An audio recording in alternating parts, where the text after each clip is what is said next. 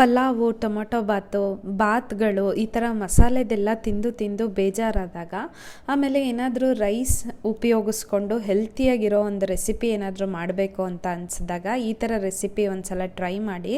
Taste ಅಂತೂ ತುಂಬ ಚೆನ್ನಾಗಿರುತ್ತೆ.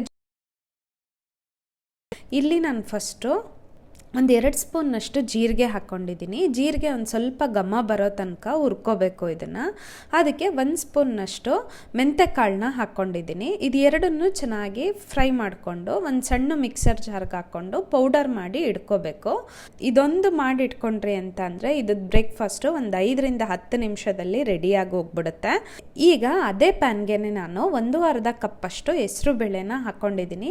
ಹೆಸರು ಬೇಳೆನೂ ಅಷ್ಟೇ ಇಲ್ಲಿ ಚೆನ್ನಾಗಿ ಡ್ರೈ ರೋಸ್ಟ್ ಮಾಡ್ಕೋಬೇಕು. ನೋಡಿ, ಇಲ್ಲಿ ಹೆಸರು ಬೇಳೆನ ನೀವು ಹಾಗೇನೆ ತಗೊಂಡು ವಾಶ್ ಮಾಡಿ ಹಾಕೋಬೋದು, ಬಟ್ ಒಂದು ಸ್ವಲ್ಪ ಈ ರೀತಿ ಫ್ರೈ ಮಾಡಿ ಹಾಕ್ಕೊಂಡ್ರಿ ಅಂದರೆ ಟೇಸ್ಟು ತುಂಬ ಚೆನ್ನಾಗಿರುತ್ತೆ.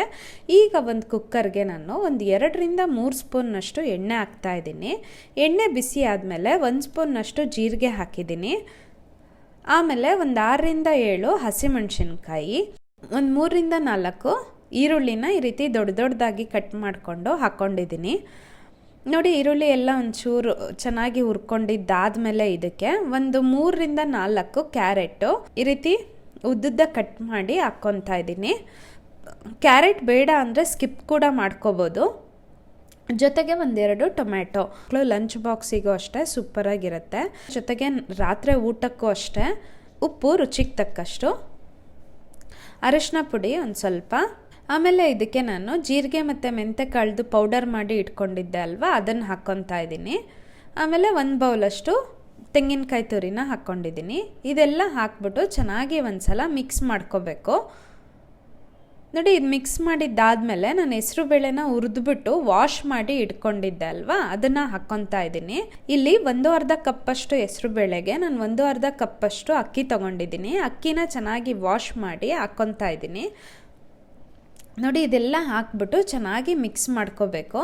ಮಿಕ್ಸ್ ಎಲ್ಲ ಆದಮೇಲೆ ಅಂದರೆ ಒಂದು 3ರಿಂದ 4 ಕಪ್ಪಷ್ಟು ನೀರು ಹಾಕ್ಕೊತಾ ಇದ್ದೀನಿ. ಏಕೆಂದರೆ 1/2 ಕಪ್ಪಿಗೆ 3 ಕಪ್ ನೀರಾದರೆ ಸಾಕಾಗತ್ತೆ. ಬಟ್ ಹೆಸರು ಬೇಳೆನೂ ಹಾಕಿರೋದ್ರಿಂದ 1 ಕಪ್ ನೀರು ಜಾಸ್ತಿ ಹಾಕ್ಕೊತಾ ಇದ್ದೀನಿ. ಒಂದು ಅರ್ಧ ನಿಂಬೆಹಣ್ಣಿನ ರಸನ ಹಾಕ್ಕೊತಾ ಇದ್ದೀನಿ. ಎಲ್ಲ ಮಿಕ್ಸ್ ಮಾಡಿ ಕುಕ್ಕರ್ ಲಿಡ್ ಕ್ಲೋಸ್ ಮಾಡಿ 1 ಅಥವಾ 2 ವಿಷಲ್ ಕೂಗಿಸ್ಕೊಳ್ಳಿ. ಎಲ್ಲ ಟೈಮು ಮಸಾಲೆ ತಿನ್ನಬೇಕು ಅಂತ ಅನ್ನಿಸ್ತಾ ಇರಲ್ಲ. ಮಸಾಲೆದೇನು ತಿನ್ನೋದು ಬೇಡ ಅಂತ ಅಂದಾಗ ಕೆಲವರಿಗೆ ಕಿಚಡಿ, ಬಿಸಿಬೇಳೆ ಬಾತು ಅದನ್ನು ಕೂಡ ಅಷ್ಟೊಂದು ಇಷ್ಟಪಡಲ್ಲ. ಆ ಥರದವರು ಈ ರೆಸಿಪಿನ ಟ್ರೈ ಮಾಡಿ, ತುಂಬ ಚೆನ್ನಾಗಿರುತ್ತೆ.